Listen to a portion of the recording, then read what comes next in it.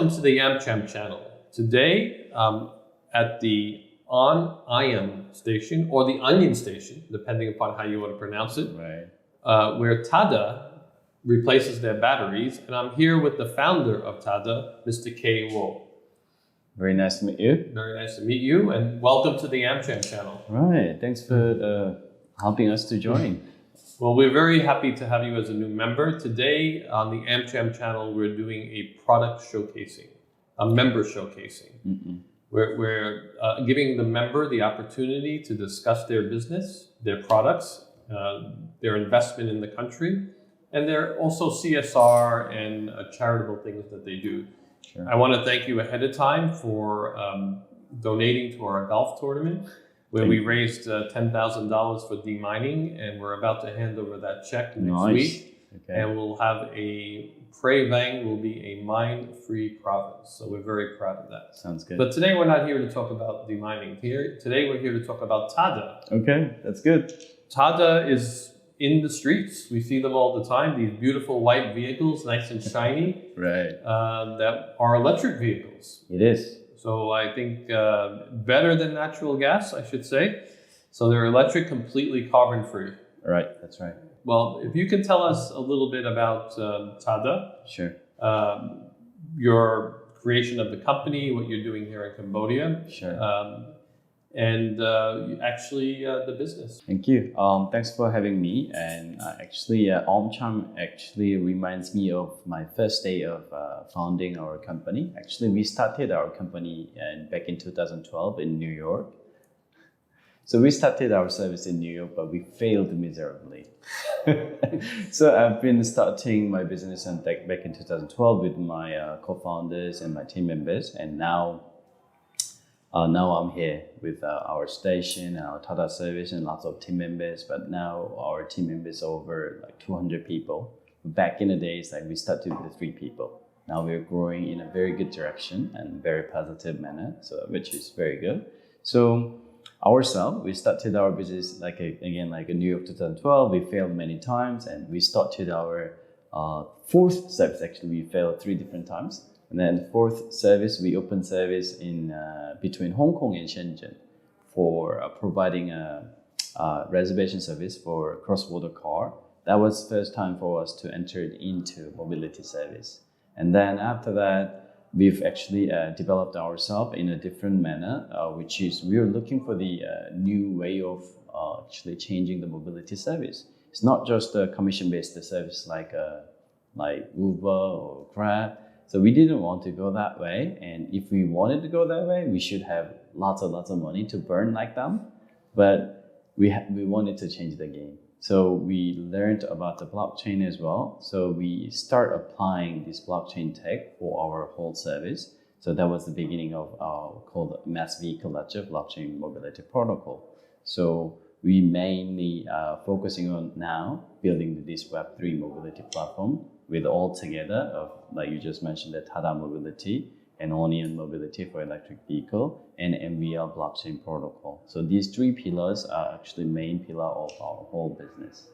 I want to talk a little bit about what you're doing for the drivers, because you're really putting together a really good package for them to have sustainable living. And I understand, and I'll let you elaborate, that the driver, really it's the vehicle that you're providing to them. And you're helping with financing through the bank. So not only are they getting their business, but they're also getting banked, which is very good. And you're also providing commission-free service. So the platform itself is commission-free to the driver, unlike others. We won't say who. Right. And even that, in fact, there's loyalty and points that they can gain. And they're learning a bit about, I understand, the blockchain and crypto world at the same time. You understand everything about it. They got a lot of things going for them. So Right. can you explain this TADA model, which is really very favorable for creating business ownership? Exactly.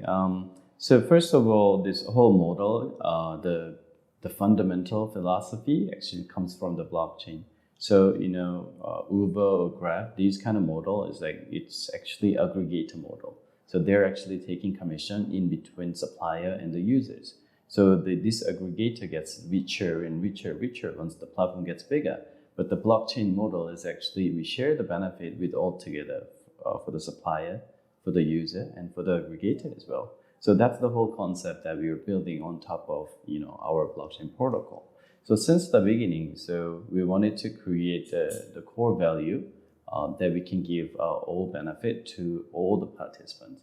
So that's why our decision was very simple and straightforward. So to give a better benefit to our drivers, zero commission is the only solution. But like you asked to me previously, zero commission, how can we survive, right? Exactly. That's very interesting questions. I also asked to myself that how can we survive without taking any commission, right? But interestingly, if there is a goodwill, there is always the way, right? So with the zero commission, actually, we provide 100% of income to our drivers, and they're coming to our platform to provide a better service to the users. And users are happy with a little bit cheaper price and also better service. So this retention actually has the drivers earning more. And by doing so, actually, more and more drivers joining on our platform, and then our platform gets bigger and bigger together. So here, it's this is one of the story that how the platform gets bigger. But you compare to other, let's say, aggregator service, for example, Uber, they spend money, burn the cash, and try to acquire driver and users by creating those promotions and incentives. But they're in deficit on ride-hailing service. There's no difference in between these two, right? But on the big difference that we are having here is actually the blockchain protocol underneath of this whole platform system. So whole service value and then those royalties are all connected to the underneath a crypto asset that we have created. It's kind of similar like going into IPO. So we call this ICO, initial coin offering. That's what we did at the beginning stage with the concept, with the philosophy. We push it to the general public or public investors or crypto investors. They're joining us and then they're supporting us. So then a certain portion of raised Ethereum or Bitcoin, that was the beginning asset for us to build up the whole system. Who would have thought in Cambodia we have ICO investment? No, actually, we did. I know it's through the Singapore holding company, but it still dribbles down. Right. So there was a fund, and also because of that seed money that we raised from our crypto investors, and we were able to actually build up the whole TADA ride-hailing service. And because of this, we were able to attract those equity investors. Those equity investors from traditional VCs and banks, they actually supporting us in a way for us to grow further. Cambodia is a little bit of a testing ground as well, because Cambodia is the first market where you actually have the vehicles. And you're intending now to go into Vietnam and also Thailand possibly. Exactly. Why did you choose Cambodia? Well, that's as the market to sort of launch. So same question to you. Why AmCham is in Cambodia? Cambodia is like small country, but less population, but the energy here is quite interesting. So those average age of those population is super young here, and then their economic growth is every year about 7% or 8%. And market size is actually in Phnom Penh here is about with the internationals come and go, it's like in between like 2 to 3 million, right? So which is very perfect size for us, like a small startup like us. So we can actually bring the service and then do the testing, and also we can actually tweak something and to become more innovative, try our services. And also very safe. I think that's really something that's underestimated about Cambodia, just how safe it is. Exactly. Yeah. So this is a great market. Exactly. Yeah.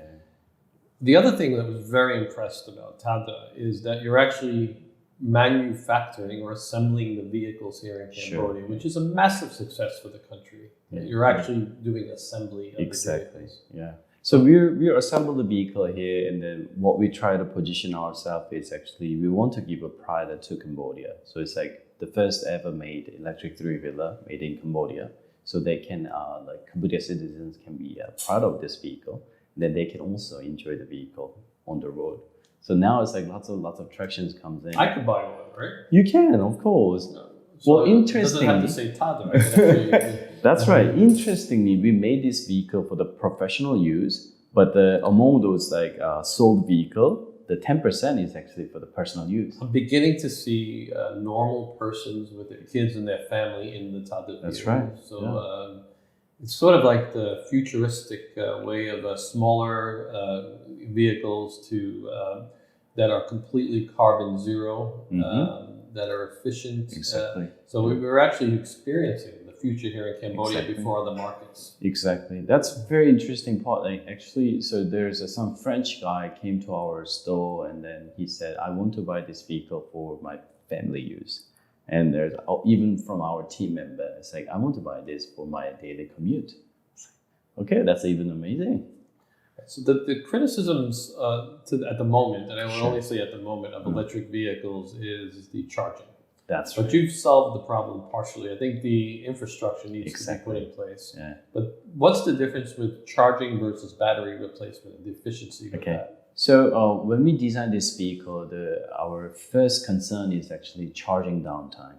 So that's actually opportunity cost for the drivers. And also, let's say some outskirts of Phnom Penh, some of drivers are living in. It's like they may not have a good enough infrastructure for charging vehicle. Then that's also another cause of the problem for them. So what we wanted to do is actually we wanted to remove all those obstacles and then make them to come to the station so that we can actually better understanding or help them in a way. So that's why we decided to go with the swap of the battery. But also, one of the big reasons why we choose the swap is because we wanted to lower the burden of ownership of the vehicle. So, Tesla or other electric vehicle, they're quite expensive compared to normal, engine car. The reason why that's more expensive is because of the battery. So our model here, the battery actually is owned by us. We set it up as an infrastructure. We call this as battery as a service. So we own the battery, we charge the battery, and then whenever they come, we swap the battery for fully charged one, and then they pay the fee.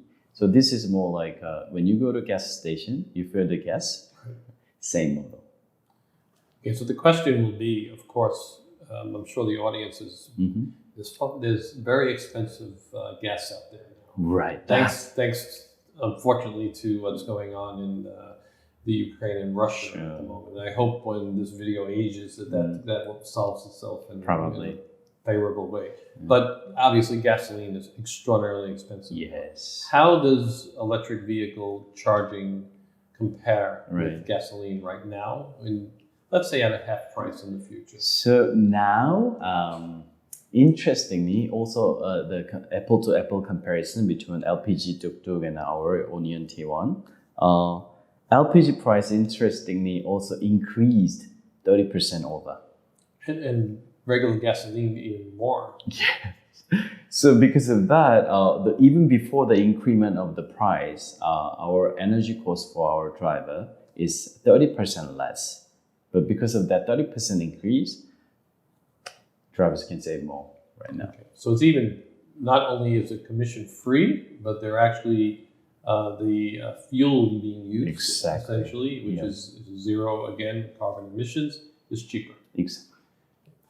I wanted to talk about what you see in the type of people, because you are a tech company. You're kind of running it side by side. And you have the drivers, which is a low labor model, which great things you're doing with business ownership. But in the end, you are still a tech company. Yes, we are. And with tech innovation coming to Cambodia, what type of people are you recruiting in Cambodia? So you mean for our team, right? Yeah. So we have a wide range of team members, from the operations staff members and for the brain, for the brain of marketing or business expansion. So we have wide range of team members. So for example, Onion only, we have 70 people plus, and TADA mobility platform business only about 40 plus people here. So what we are targeting is actually for the management level and for the business expansion level, for any strategic thinking required, we will try to target those, let's say, people who studied abroad or who have the ability to communicate with me, including, and our other international team members in English. So that's a very necessary item for the language skill. But the experience for themselves for other platforms, because Cambodia is known for the testing market for other services, even though it's small, but lots of actually international services are keep on coming here. So because of that, those experienced talent, we are actually targeting to join, make them joining us. And also those operations staff members and interns for recent college graduate, they're the perfect talents that we can actually bring them in and train them and then give them an experience. Not to put you on the spot, but to ask a really honest answer. I mean, I typically find that Cambodia is underrated for its the skill level of the workforce. Sure, yeah. As it is with ease of doing business, I mean, Cambodia just has this reputation that's not really correct beyond our borders. I mean, it's not very factual. And I think Cambodia, the world still thinks of Cambodia, unfortunately, and as the old days of 40, 50 years ago, instead of what we are, which is one of the fastest growing economies in the world with a great record of 20 years of amazing growth of 7% plus. And we don't get the credit for it as much. So the labor force here is actually, for me, because I've worked in many countries, the English skill levels, the drive, the ambition, I find it quite better than most of the countries I worked. So how are you finding the Cambodian workforce? So, for example, my team members, they do have their own passion to grow. They have their own passion and mission actually put aside together. Actually, like I would say it's like more like an interest alignment. So as our company grows, their experience level is also grow together. And then by doing so, actually, they're working like really hard together with us. Like every single day, I mean, they don't know how to go home. Like they're working together, like quite long hours together. So, and with that small achievements that we are stacking up, and then they learn how to, grow themselves and how to grow the business. And some of them even, run their own business on the side. And I mean, it's such a vibrant market here. So today is what we call member showcasing. So we'd like to give you an opportunity to tell our audience why use TADA as opposed to your competitors, which we won't mention because we should, because they're not AmCham members, but we're going to be nice today. So why use TADA as opposed to the others out there? Well, I would say, I will make it very short. If you love Cambodia, you should use TADA. That's the best way that you can actually support the local society and local drivers. And if they're happy, and then their family will be happy, and if their family can be happy, and then other connected business can also make more income and more services. It's like a positive reinforcement cycle. This is the reason why. Very simple. Okay, and I guess, again, maybe some in the audience would say the availability of TADA drivers. Is it there? Of course. So easily on the app as much as the others, you can get a TADA driver pretty quick. Yes, of course. They have the GPS, they have all the efficiencies of all. Of course. And also there is starting from next week, there is going to be an exclusive selection of calling electric vehicle. Like Onion T1 is exclusive selection that you can actually call. So if you are activist or if you want to support the environment of Cambodia, download TADA and call the Onion T1. Okay. The last thing I'd like to cover on before our little tour is CSR. As you know, CSR is very important to us. AmCham wants to give back to the country. We believe businesses should not only profit here and do business here, but give back to the community and to the country we do business. And can you talk a little bit about your CSR activities in the country? Interestingly, this is actually aligned together with my own life mission. So one of my life mission is to support the children and to give a better support. What I could think of is actually building the school for the basic education requirement can be fulfilled with the certain school and the contents. So same like these ideas, our company also set aside a certain budget to build a school here in Cambodia. So we call this project is TADA 100. So we want to build 100 schools in this country. Fantastic. And you have a budget for that? We do, yeah. Would you like to disclose it? Or? Well, so currently we've set aside like about $5 million US. It's an amazing amount of money. Amazing amount of money. You could build a lot of schools in Cambodia. Right, that's right. So we start with this amount of budget and build a school, and I believe that we can attract more companies outside of this country or even inside of this country can join this journey so that we can bring more impact for this country. Now, I think I said that was the last question I had, but I am going to ask one more question because I think it's important for our younger entrepreneurial audience that's watching this. You mentioned you failed many times. Oh, yes. And in different places. Right. Is it good to fail? Of course. I mean, I would say any young generation or young students or whoever wants to start their business, I recommend them do it right now. Don't wait for it and fail faster and build it up again. It's not a bad thing to fail. No. You know that. You learn. You learn from your mistakes. Sometimes you do them quite often. Again, but you learn from your mistakes. But it shouldn't discourage you. It should be a learning experience. Right. The success doesn't come to you like within a day. What I've learned from past 10 years is actually success is not just one thing that comes to you. If you survive long enough with the meaningful milestones, people will start recognize you as a successful entrepreneur or successful company. Then that maybe you can interpret yourself that you're making a little bit of success. But in the end, it's all about survival.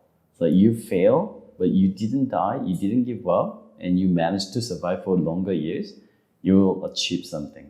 Okay, so today we're at the on-ion station, ion being the battery. Sure. So on the battery. Yeah. And you say onion for ease. So if you don't mind, can you give us a tour of the on-ion onion station? Sure, sounds good. Okay. Thanks. All right. Let's take a tour of the on-ion TADA station. All right. Okay. All right. So thanks for coming. And this is our showroom that we're displaying our vehicle, and we're doing a sign up for our TADA and also the loan service as well. So that right over there on top, that's our engineering team and service team. It's like they're locating there. The drivers come here to sign up and also for credit facility sign up. Sure. Yeah. And this is the, I guess, the sample vehicle? Exactly, yeah. What a beauty. So these vehicles is for the delivery. So drivers every day we're delivering like 4 to 5 vehicles to drivers.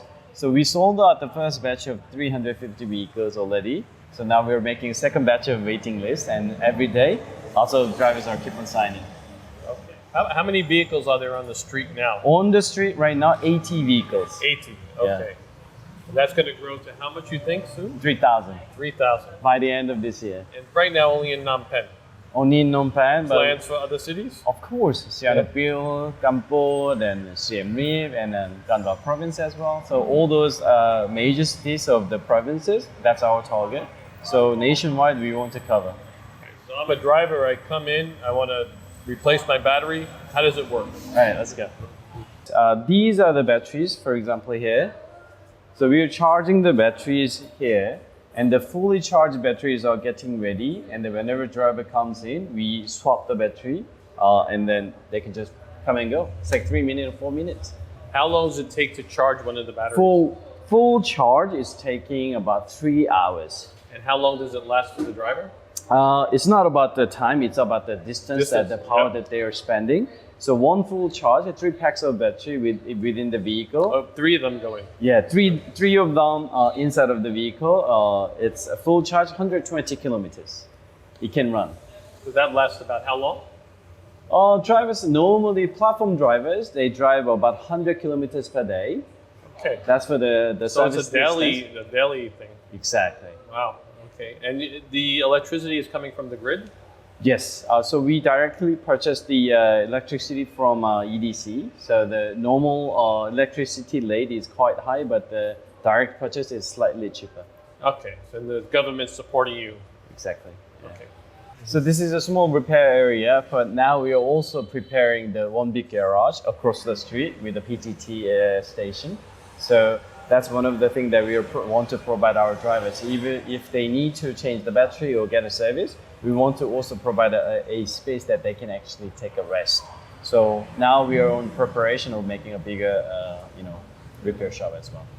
I really want to thank you, Kay, for the visit. It was an amazing visit. I learned a lot, and I particularly want to say thank you here, because here is where zero carbon emission lives, and this is our future. We have to go zero carbon emissions, Sure. because it's for our future, for our children, for our world. So Exactly. thank you for bringing it here to Cambodia. Sure. Thank you for your visit today. I think it's a great business. I wish you luck, and I'm a TADA user. That's right. Thank you again. Thank you very much. Thank you.